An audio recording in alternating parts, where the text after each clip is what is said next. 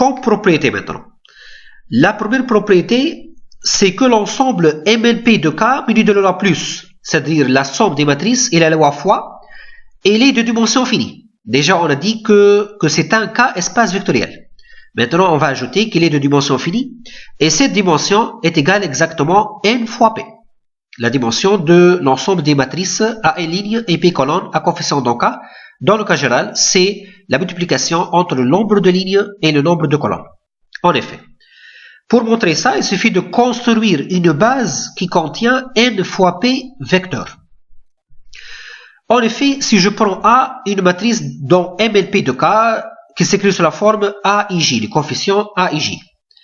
Donc, on peut écrire A sous la forme suivante. C'est en fait, c'est la somme de A11 fois la première matrice, plus A12 fois une deuxième matrice, plus, jusqu'à ANP fois une dernière matrice. Or, la première matrice, c'est en fait, c'est le E11. C'est la matrice élémentaire qu'on a parlé précédemment. Le E12, c'est la deuxième matrice élémentaire. C'est la matrice élémentaire qui comporte 1 dans la position 1, 2 et 0 ailleurs.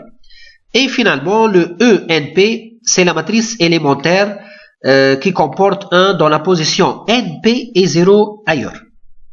Donc, qu'est-ce qu'on a? On a A égale A11 fois E11 plus A12 fois E12, ainsi de suite, jusqu'à ANP fois ENP.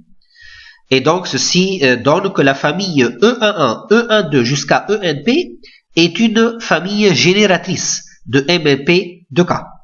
Voilà. Donc, et d'autre part, il est facile de vérifier que cette famille, elle est libre. Ça, c'est facile à vérifier par la définition.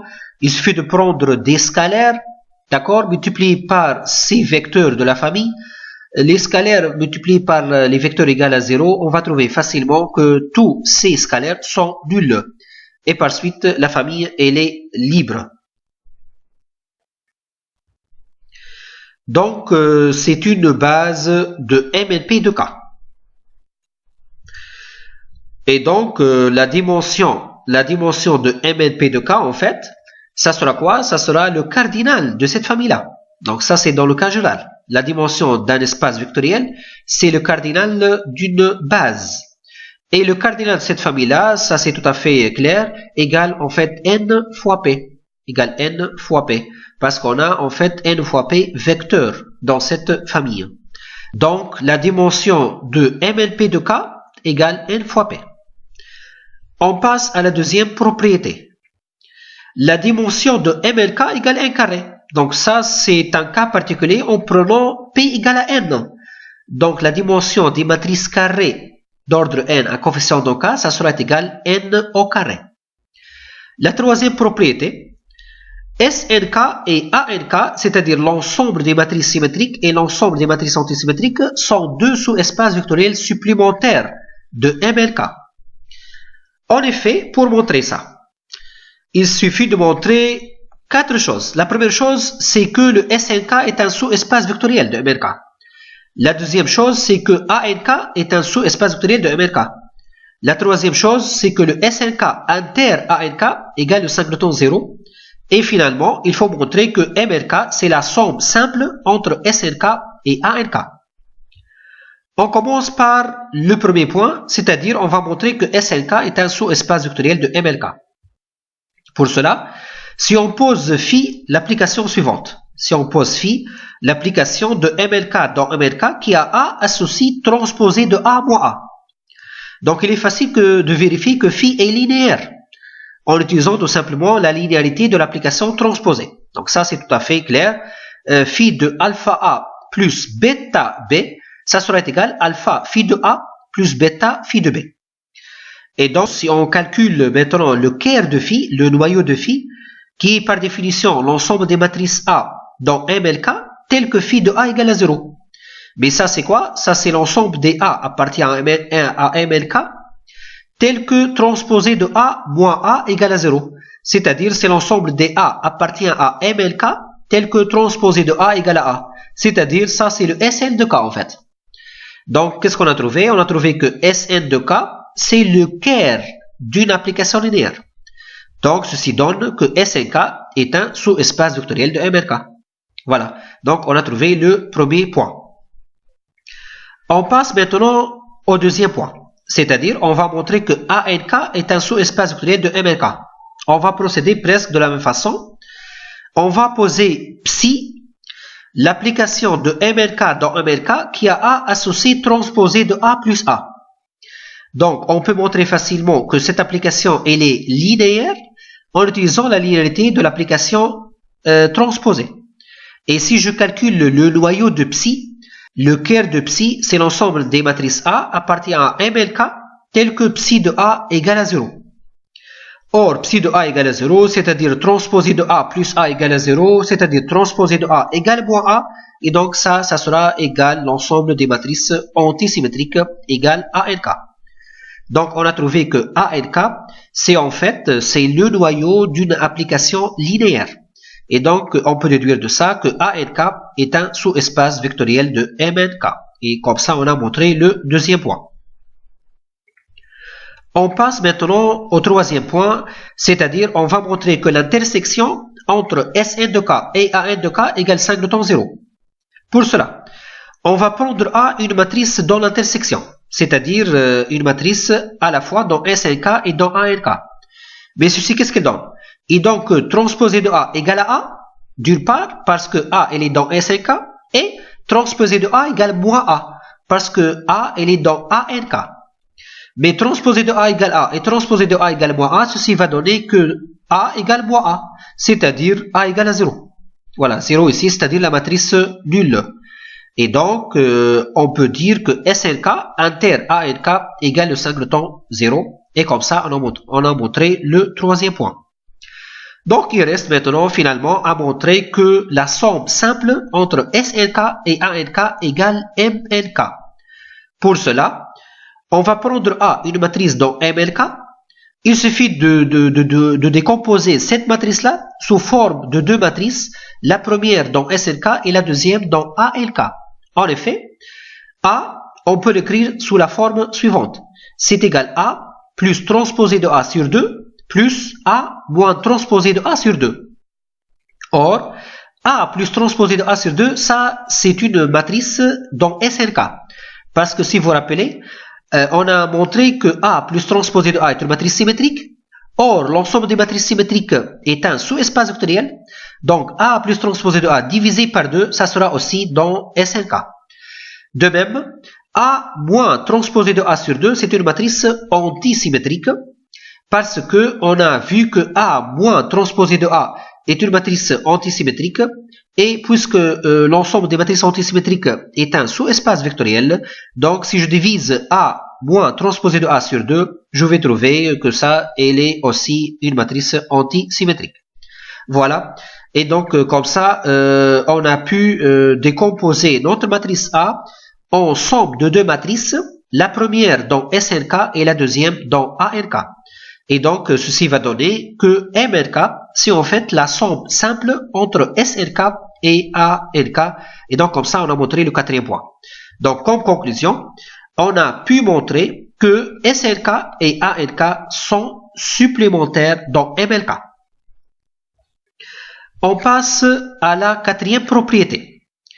La dimension de SNK égale en fait n fois n plus 1 sur 2. En effet, si je prends A une matrice dans SNK de la forme AIJ, donc A, ce sera de la forme suivante.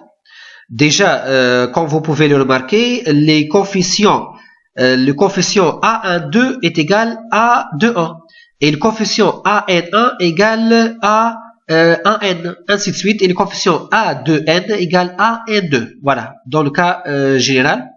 Et donc, on peut écrire cette matrice-là sous la forme suivante, sous la forme de la somme suivante, égale A11 fois la matrice E11 plus A21 fois la matrice suivante. Mais la matrice suivante, c'est en fait, c'est la somme de deux matrices élémentaires, E12 plus E21,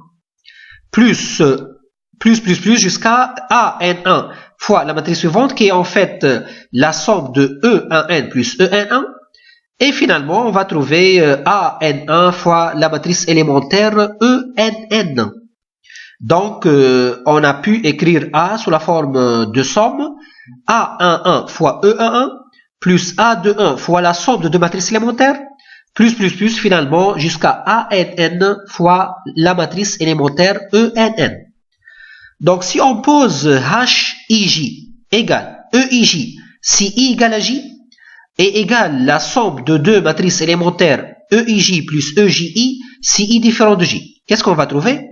On va trouver que grand A, la matrice A, c'est en fait A11 fois H11 plus A21 fois H21 plus jusqu'à ANN fois HNN.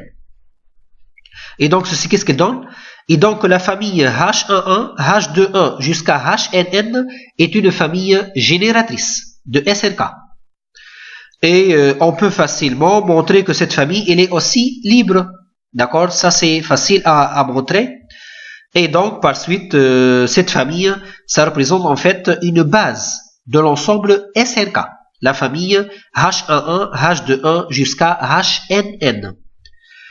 Mais maintenant, pour chercher la dimension de SRK, pour cela, on va chercher les indices IJ qui forment les matrices HIJ. Parce que selon le nombre de ces indices-là, on va avoir notre dimension, la dimension de SRK. Pour cela, par exemple, le H11. Le H11, on va avoir la matrice H11. Son indice, c'est en fait le couple 1-1. On a aussi les matrices H12 et les matrices H22. Donc, comme ça, on va former les indices 1-2 et 2-2. On a aussi les matrices H13, H23 et H33. Et donc, comme ça, on va former les indices 1-3, 2-3 et 3-3.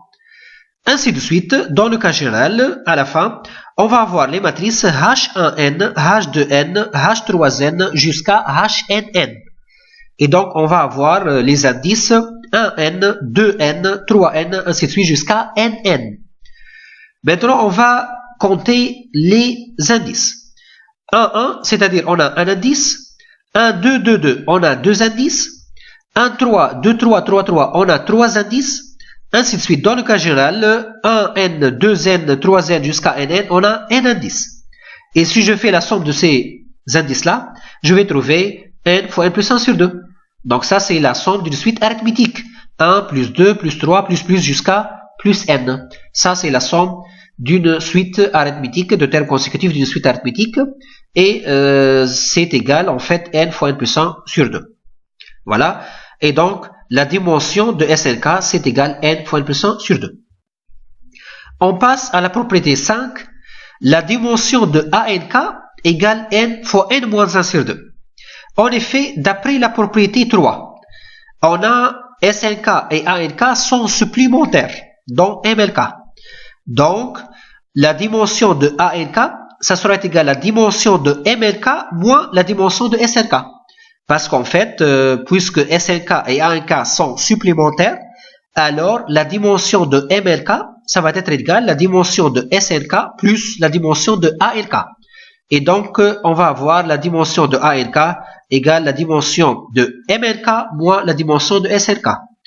Or, la dimension de MLK égale n carré moins la dimension de SNK égale n fois n plus 1 sur 2. Déjà, on a montré précédemment. Et donc, cette différence-là, ça va donner n fois n moins 1 sur 2. Tout calcul fait, on va trouver n fois n moins 1 sur 2. Et ça, c'est la dimension de ANK.